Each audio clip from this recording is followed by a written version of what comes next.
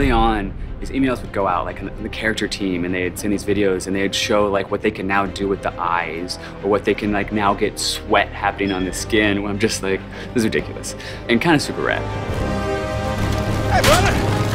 Watch out! To see what Uncharted on a next-gen console is going to look like, that was a question we just had to find out for ourselves. I think the biggest design thing that came out of the new hardware was literally just the bigger spaces. We have bigger levels than we've ever had before. Maybe 10 times the size, at least, of explorable space. The challenge for us is, and the thing that's been super hard, is like, how do we give you more choices and make the pacing feel just as intense as when things have been more linear for us? It does introduce challenges as far as telling a very specific story. Well, you still have point A to point B, you just have different branches now to get there. So you've got 3 or 4 different ways to get there, but you still have to get there. Now, the complexity comes in that every one of those ways has to be thought out and well designed. And we were able to kind of stick by kind of a core tenet of, I think, of what Naughty Dog's art is all about, which is this handcrafted, this very hand-placed, this very, very directed, every step along the way, kind of composition of art.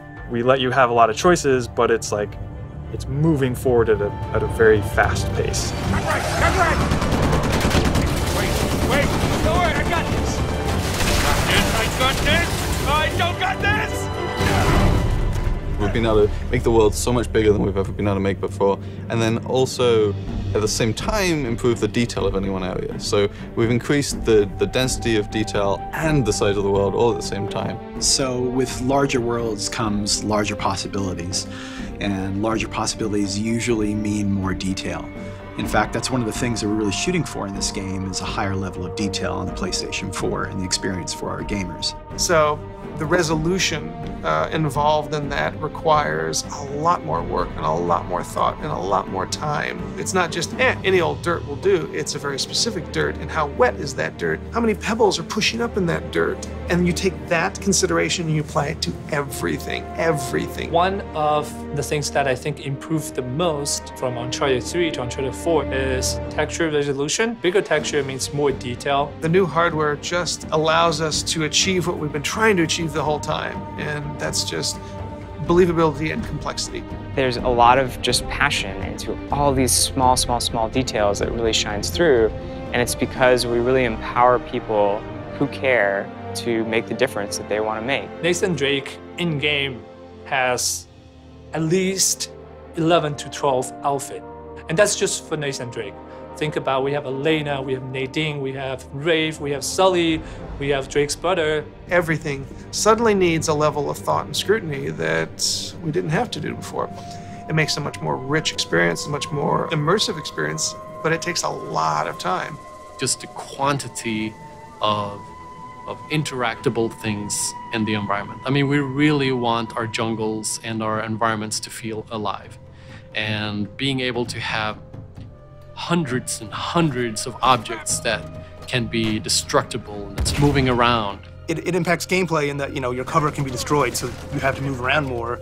But even outside of that, just seeing all this stuff happening, the screen is so much more alive. The world is much more alive.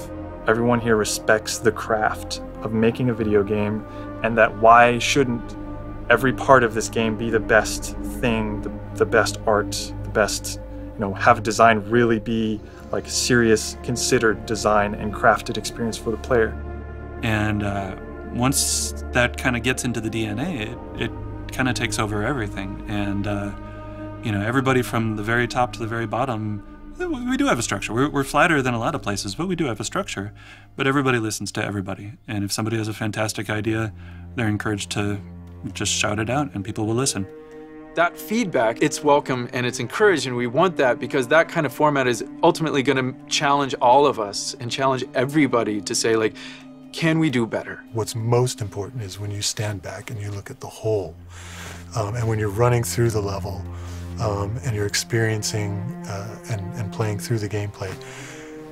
The environments, the characters, the art, it's all there to just support the experience. It shouldn't stand out as the experience.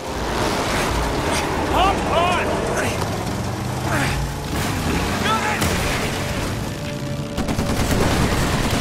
Here, take this!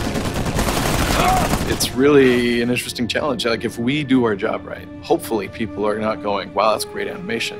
They're just engrossed, and they're believing it. I think we lost him. Hey, Nate, we can never, ever come back to this ship. Add it to the list. The biggest change we've had in Uncharted 4 would be the use of the head cams and the facial markings, facial animation. For the first 3 games, this has always been hand animated. Now we're in a unique situation that we're now capturing those actors' faces, and we're getting all the great details that brings in, and then we inject the look and feel that we've come to expect from the characters that we know. Every animator that we hire at Naughty Dog has to be really good with working with motion capture, because a lot of their job will be doing that. But they also have to be a really, really good animator, because when we do need to animate something that we can't capture, it has to look exactly like something that we captured. Yeah, can I help you? Yeah, I'm looking for my little brother. Sam? It's good to see you again, Nathan. God, Sam. Oh, all right. Take it easy, take it easy. Last gen, you'd actually get a black frame between gameplay and cutscene, which would mean it kind of takes you out of the experience. It's a little tell. Okay, now it's just I'm watching something. So that's been a huge thing that the PlayStation 4 has allowed us to do, that all of our cutscenes are now in-game. What it boils down to is blurring the line between when do we kind of make this a pure cinematic moment that you just sit back and enjoy, versus actually saying, no, we need you right now, do your thing. People don't only want to watch passively a story, they want to be able to participate in it. I think the focus, as always, is what serves the story. And traditionally, and this isn't any different, we try to keep as much of the big action in the hands of the player. So it's not something that you finish something in the game and then get to watch. It's something you get to experience. You reach that point yourself. What we're trying to do is make them richer, make them more playable, give the player more options within those set pieces. So to have like a really interesting combat encounter with a lot of different options and a lot going on within a set piece that's falling apart all around you. The gameplay, the environment, the music, everything is coming together to make you as the player feel like you're Nathan Drake and to feel like you're on this grand adventure.